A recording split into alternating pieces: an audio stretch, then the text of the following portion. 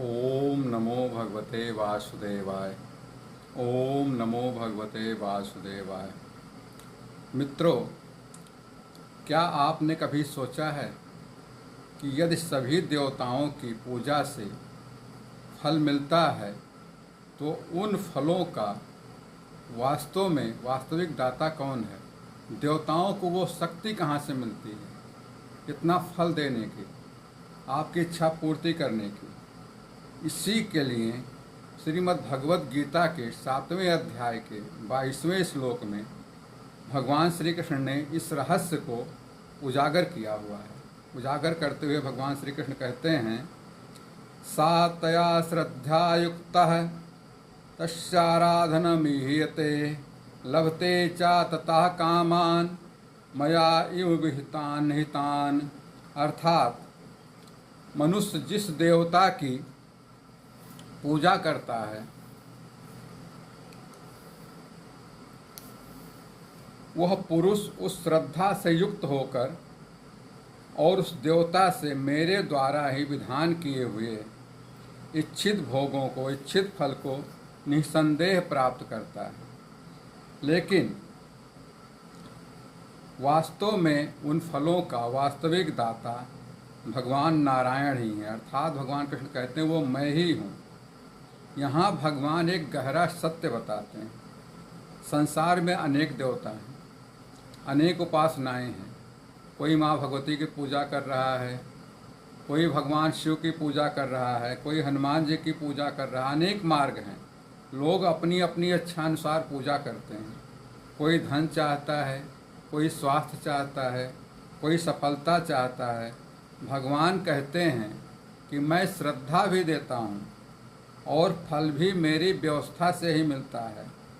दोस्तों, इसको ऐसे समझिए जैसे आज के समय में हम आप देखते हैं कि बहुत सारे डिपार्टमेंट हैं, अलग अलग विभाग हैं, अलग अलग पार्ट्स हैं, लेकिन उनसे सारे काम आपके होते हैं। कोई किसान खेती का पात्र है, कोई बिजली विभाग है, कोई शिक्षा विभाग है, कोई एजुकेशन है। हर विभाग अलग अलग है। सभी लोग काम कर रहे हैं, सबका काम सभी जगहों पर हो रहा है, लेकिन वास्तव में उनको शक्ति कहाँ से मिल रही है? कैसे? चूँकि इनको सबको शक्तियाँ जो मिल रही हैं, इनको सबको जो काम हो रहा है वो सरकार से पावर मिली हुई है। सब कुछ करने के लिए, आपके हर काम करने के लिए पावर सरकार से मिली हुई है। अलग विभाग। वैसे ही ईश्वर कहते हैं कि सभी देवता अपने अपने अनुसार आपको फल देते हैं जो आप पूजा करते हैं, लेकिन उनको संचालन कहाँ से होता है? उनको नारायण ही संचालित करते हैं, ईश्वर ही संचालित करते हैं। ईश्वर से ही सारी शक्तियाँ मिलती हैं। इसीलिए गीता हमें बाहरी भेदों से ऊपर उठकर मूल स्रोत, मूल जड़ की पहचान करने का प्रेरणा देती है।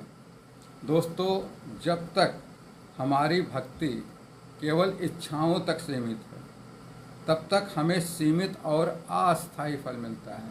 कुछ समय तक बड़ा सुख सुकून रहता है, उसके बाद वो खत्म हो जाता है। लेकिन जब भक्ति निष्काम हो जाती है, भक्ति परमात्मा में लग जाती है, तब साधक को परम शांति और भगवान का साक्षात्कार प्राप्त होता है।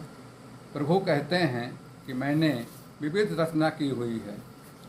श्री भगवान श्री रामचंद्र जी श्रीमद् रामचरितमानस में तुलसीदास जी ने भी यही लिखा हुआ। प्रभु कहते हैं, मम माया संभव संसारा जीव चराचर विविध प्रकारा। अर्थात संपूर्ण जगत और उसकी समस्त शक्तियाँ नारायण से ही प्राप्त होती हैं। जिस प्रकार एक पेड़ की शाखाएं हैं, हर शाखा से आपको फल मिलता है, लेकिन उन शाखाओं को ताकत कहाँ से मिलती है?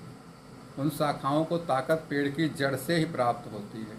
उसी प्रकार समस्त देवताओं को शक्ति तो मिलती है, फल देने की क्षमता उनमें है, फल आपको देते भी हैं, लेकिन उनको शक्ति कहाँ से मिलती है?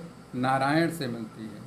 इसीलिए भगवान श्री कृष्ण कहते हैं, फल के पीछे मत भागो, बल्कि फलदाता की शरण में जाओ। आत्मसमर्पण करो, भगवान को समर्पण करो। श्री कृष्ण शरणम मम, यही इस श्लोक का सार है। हरि ओम तत्सत मित्रों, हरि ओम तत्सत।